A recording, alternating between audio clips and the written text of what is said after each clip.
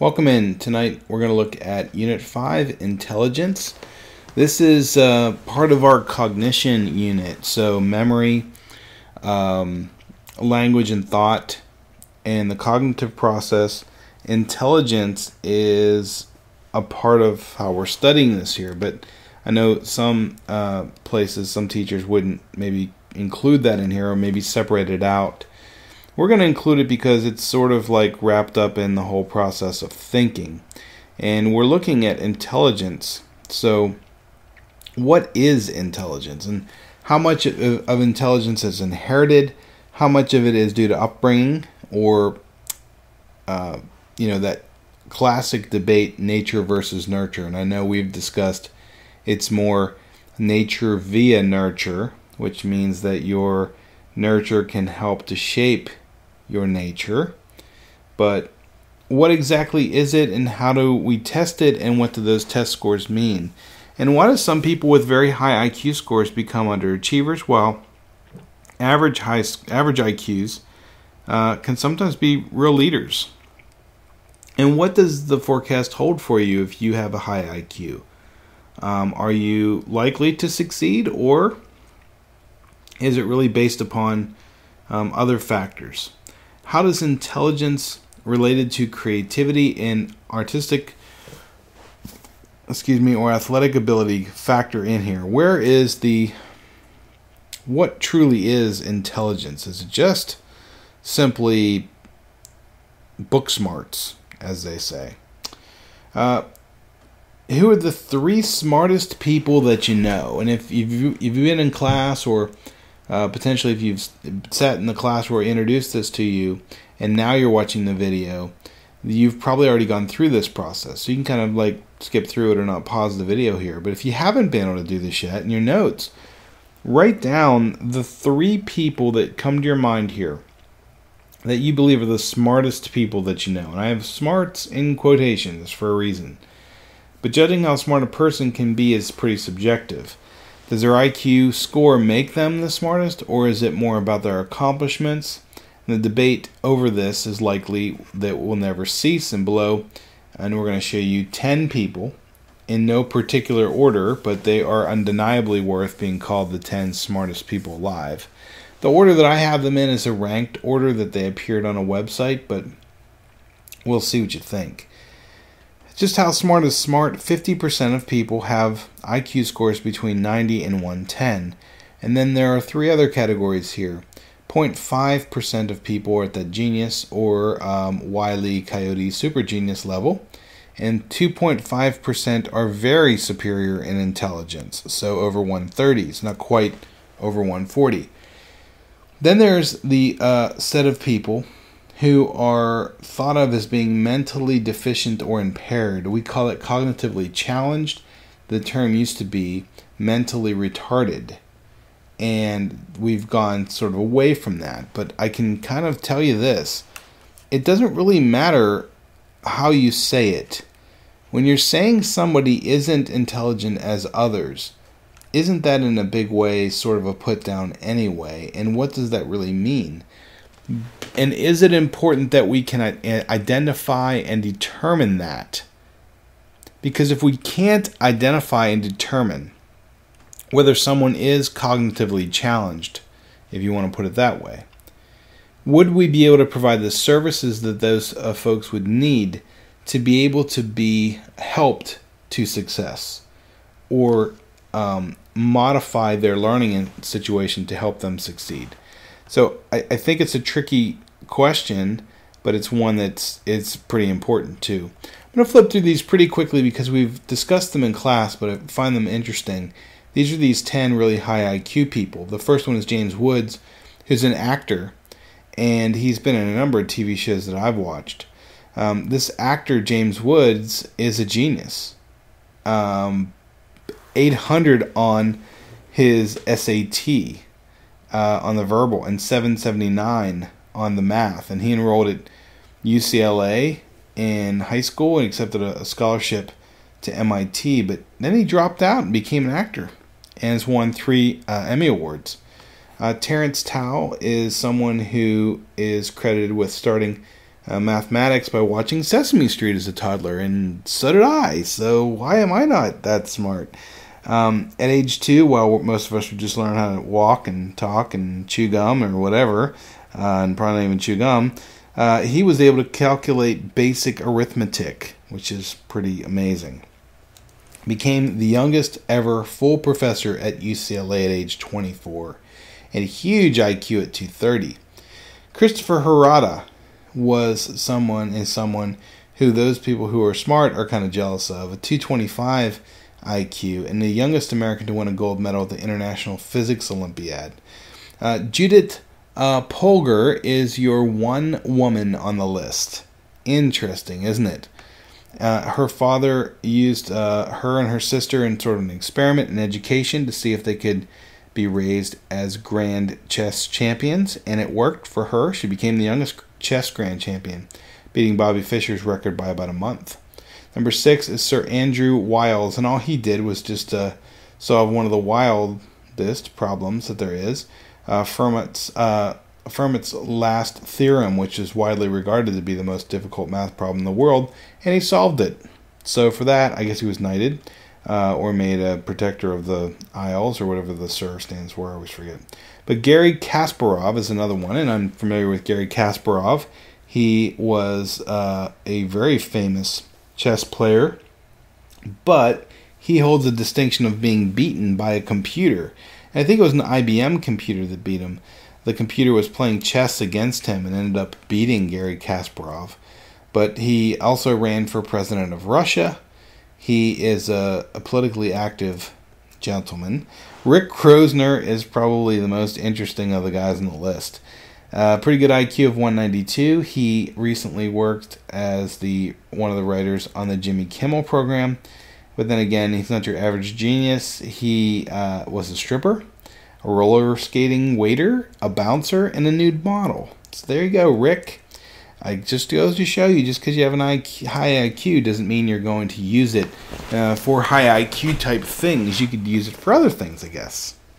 Paul Allen there is the co-founder of Microsoft, and I would say he's the brains behind the operation. More the nerd brain operation side of it. And, of course, we all think of Bill Gates as sort of the founder of Microsoft.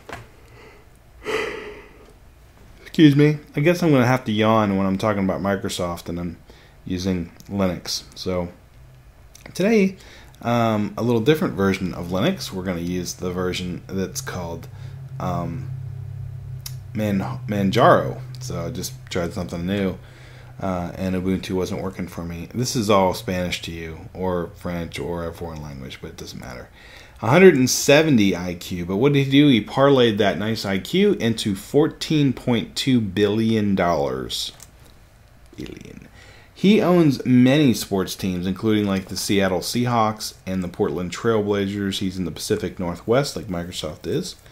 Number 2 is one of my personal favorites, kind of a hero of sorts, Stephen W. Hawking.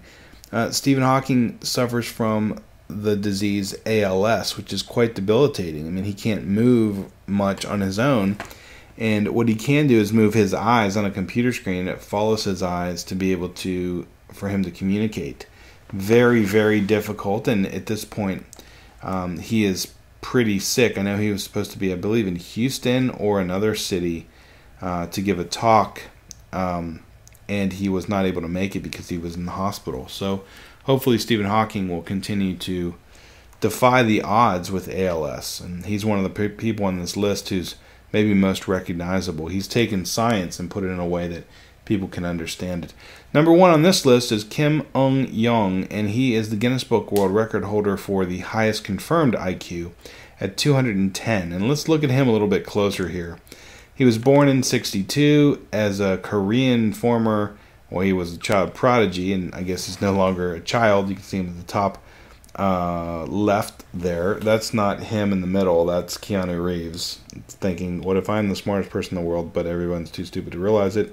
I don't think that's probably it. Whoa. Age 2, he learned Korean, Japanese, German, and English. He learned these languages in about a month's time period, which is staggering. he probably got 4 or 5 months into it and said, "Can I have some more languages, please? Because I got these extra months to fill." Amazing. He learned algebra and differential calculus in only about 8 months. At age 4, he was solving complicated differential equation and integrated calculus problems on Japanese television. At age 4 through 7, he was a guest student at Ahn Young University, which is where he is a professor at today, and he began auditing courses, which means he was helping to correct the courses and teach them better. You can see the little Ahn Young there at the bottom of the screen writing out some mathematical equations.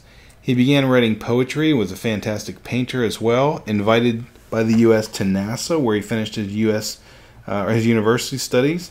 And back in Korea, he switched his studies to civil engineering, where he got his doctorate and has published 90 different papers on hydraulics in scientific journals. So it's his area of expertise. And in 2007, he's been serving, and since then, been serving as a faculty member at Chungbuk University, or National University. Facebook, why don't you Facebook and study? Find X, or find new parents. You got stung by a bee? Next time, get stung by an A. These are the memes surrounding the high expectations Asian father. If you're not familiar with these, there's about 1 billion of them on the internet.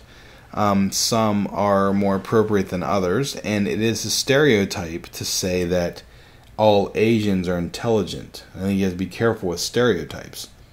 But is there a reason why it seems like there is a vast number of Asians who do well in school or have a high IQ? I think the pictures on the right-hand side of the slide here will help you with that. The civil service exams, and the fact that in China and the rest of Asia, really, who modeled a lot of Chinese thought, they value education and valued the very best people earning the role of working in their government. So this is from ancient times all the way to today. The civil service exam is still a big thing. That culture of high expectations is really what this is all about. This is Jerry Seinfeld's IQ test. We'll probably watch it in class. It's kind of silly and a little bit fun, but it talks and brings up the point of what an IQ test really is. You can watch this in the notes if you'd like. Intelligence is the ability to learn from experience, to solve problems, and to use knowledge to adapt to new situations. Is socially a constructed thing, but it can be culturally specific. And according to the definition here, are Babe Ruth and Albert Einstein, are they both intelligent? I think if you look at that definition, Babe Ruth would seem to be someone who learned from experience, solved problems, and used his knowledge to adapt to new situations. He was a great home run hitter, and if you look at the time period that he played in, his home runs were astronomical compared to the average, which there weren't very many home runs ever hit in games. He was quite the player. But human beings are uniquely intelligent, and they form the intelligence that is unique to all of us, and everybody's a little bit different. And I'm sure there are unique intellectual forms of you, and there are things you can do that no one else can do very well. You may have an area of specialty or an area that you're really interested in. So my advice to you is, before you make judgments about people, get to know them and see what they have to offer. They may have something to offer in this world that's pretty outstanding, and you may not even realize it. A palette of colors we're born with is also what you could call intelligence. We learn to use and build upon them. Our survival, but more than that, our enjoyment of life depends upon our intelligence.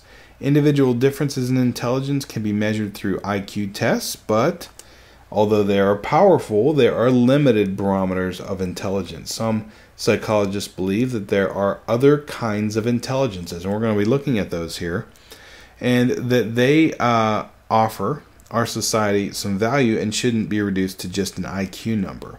Psychologists don't agree, and perhaps never will agree, on exactly what intelligence is. So although it gave you a definition, some psychologists may not agree with that. It is much more complicated than simply whether one is smart or not. And I would argue that it's pretty dangerous to call someone smart in this way. If someone begins to take on this mindset or this belief that they no longer have to work hard, that they're just naturally gifted and smart, what typically happens in those situations is that the rest of the population is either going to catch up and overtake them, or they're going to be so uninterested in the pursuit of learning because it may come so easily to them that they don't really care as much. And caring about learning is really half the battle, really wanting to know. There's a difference between the IQ and the I can, and sometimes I can means more. Debate continues in psychology of the meaning of intelligence. Generally accepted definition is the mental capacity to solve problems and adapt to your environment, which we showed you earlier. So is it nature or nurture that's the most strong and most important driving factor in intelligence? You see this family here, the mom and 3 boys. Will those 3 boys turn out in a good way? But there's no dad in the picture. Maybe that's an issue. Maybe the home life isn't going to be as good. Oh, there's Dad. He must have got home from work.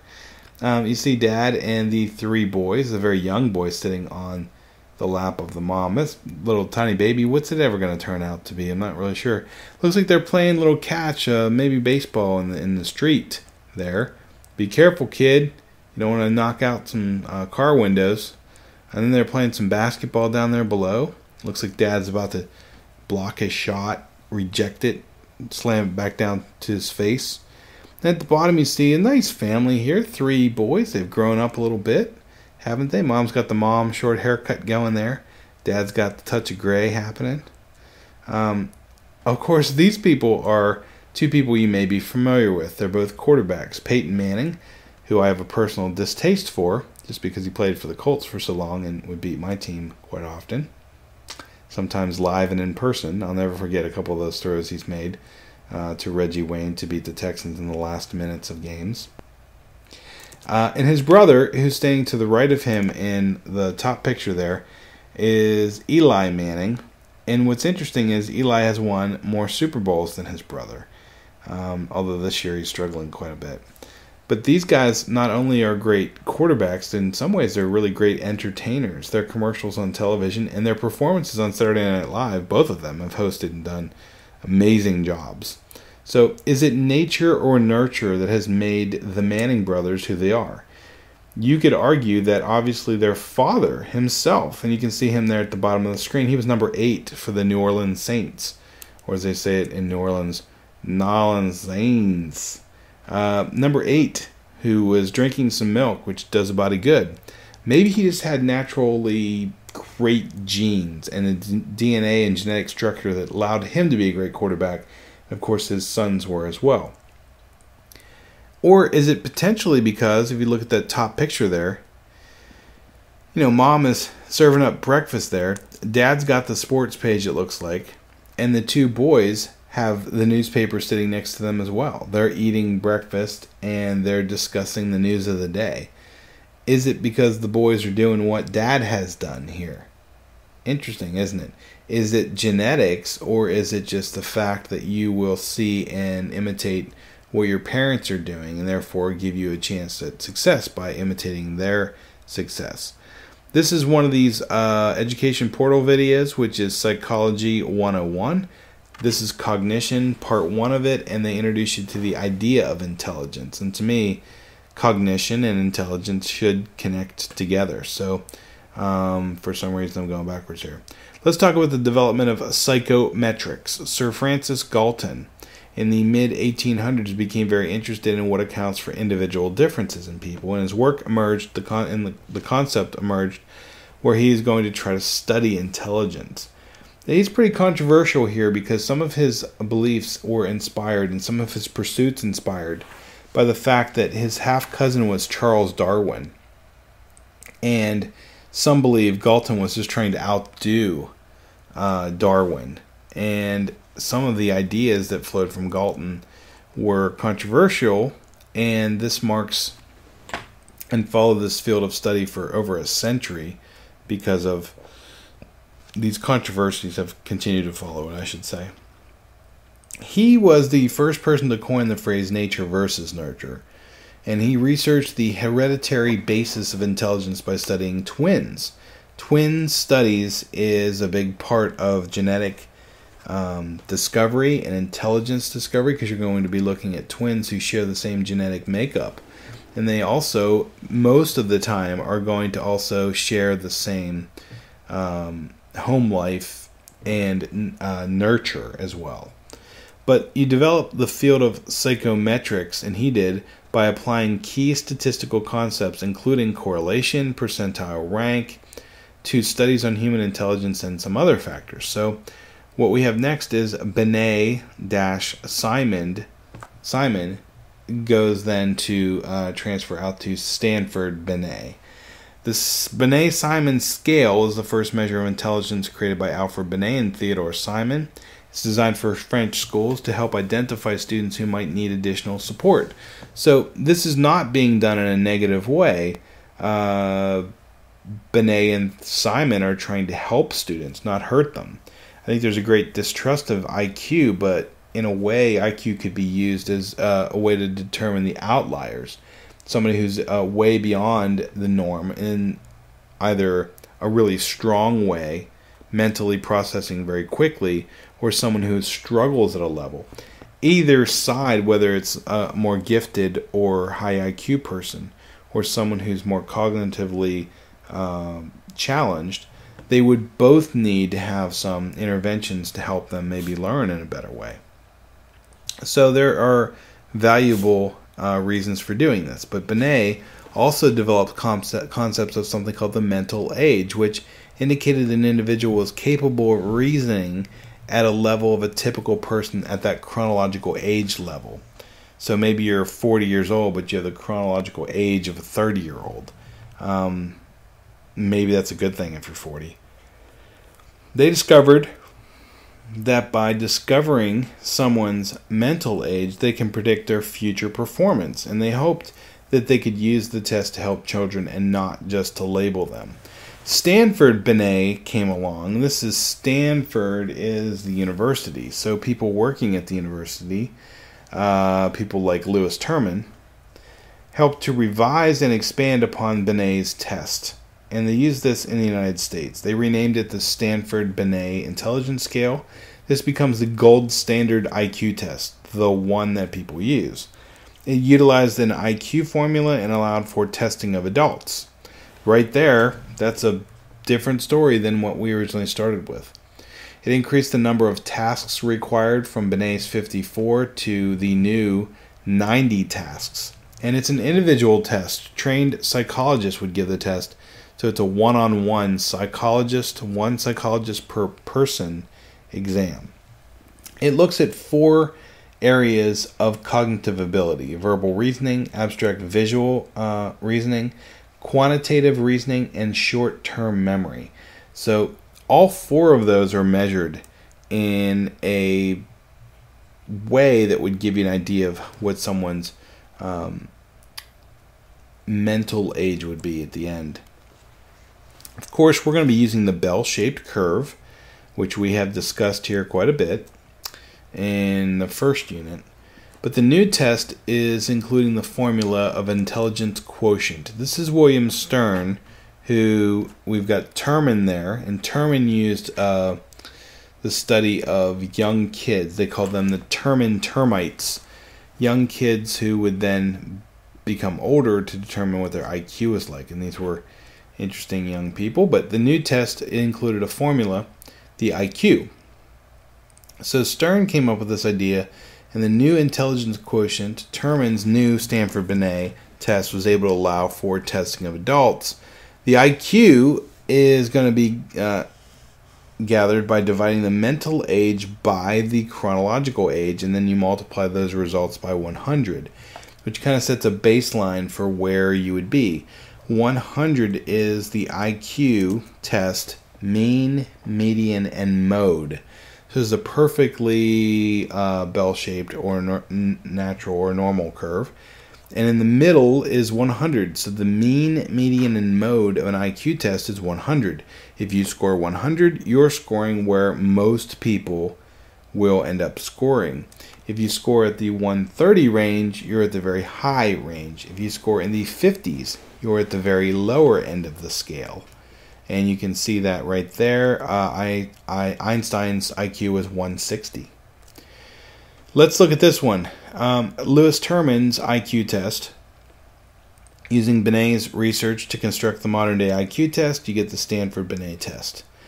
IQ is equal to mental age divided by chronological age times 100. So what would an 8-year-old boy who has a mental age of 10, what would his IQ be?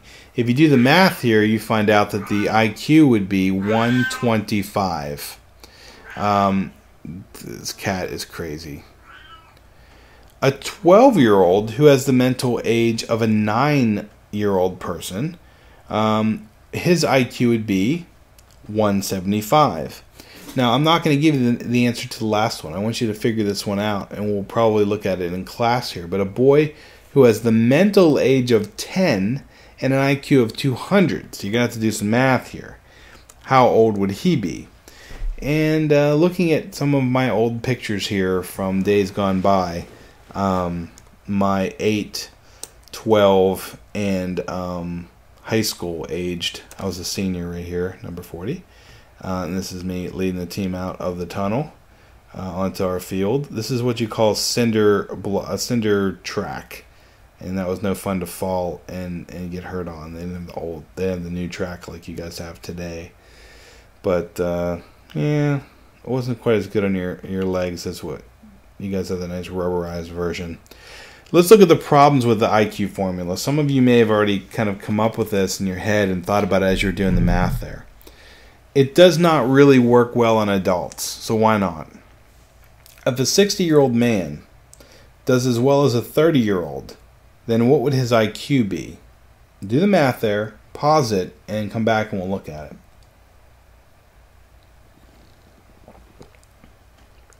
Okay, let's check it out. I'm picking Steve Jobs here at the bottom for a reason.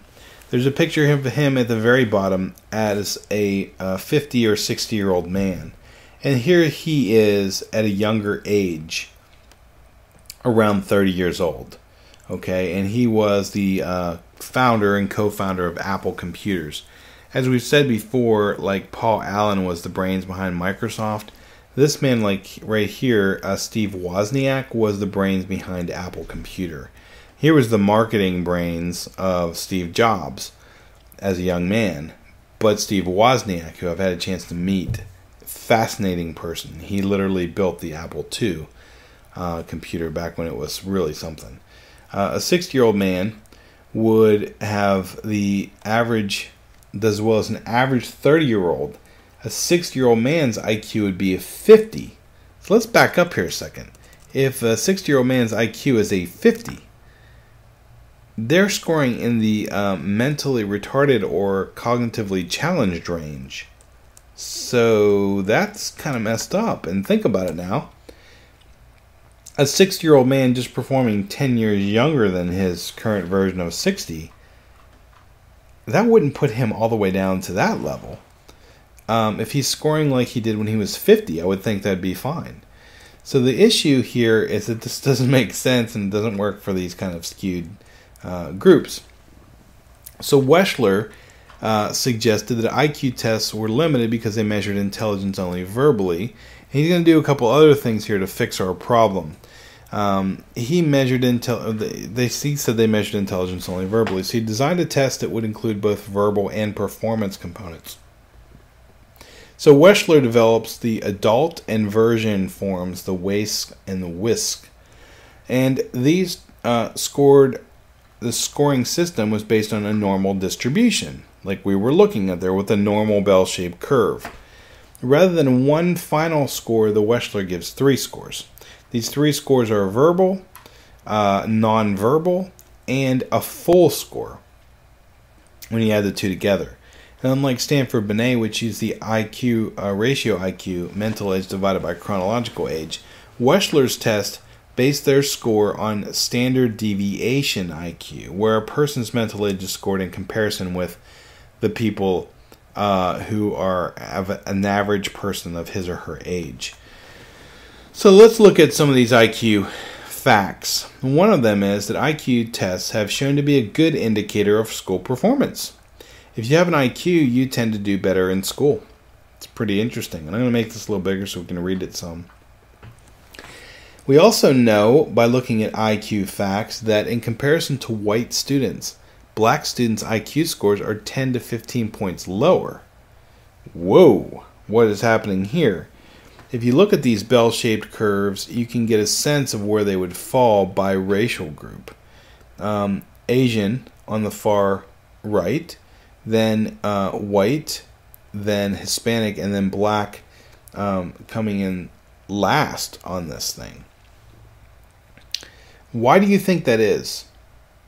That African Americans could have lower scores than, say, regular other sources of the population, depending on who you look at, whether it's Hispanic American, white American, Asian American, but African American would be below that. And yet we have an African American president, so obviously they can succeed at a higher level, that one group of people.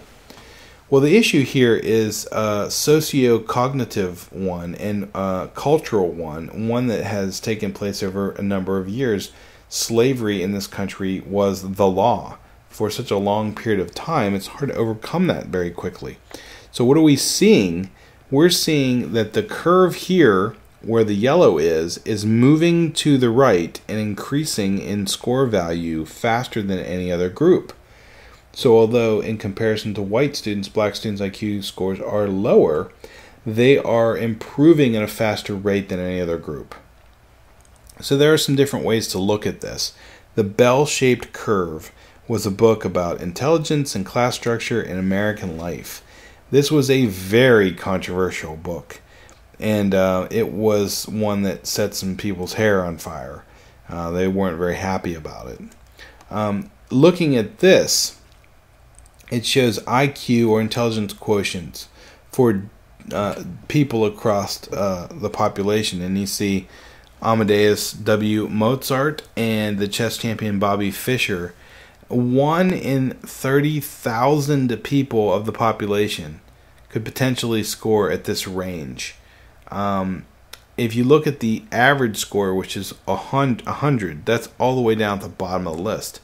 70% of the population are going to score, on average, a 100. And how do you know this? Well, you've got 34 plus 14, which is what? 48. And then there's 2 more percent, that's 50. But 100 would be the mean score, and it looks like about 70% of the population ends up falling on the mean right here.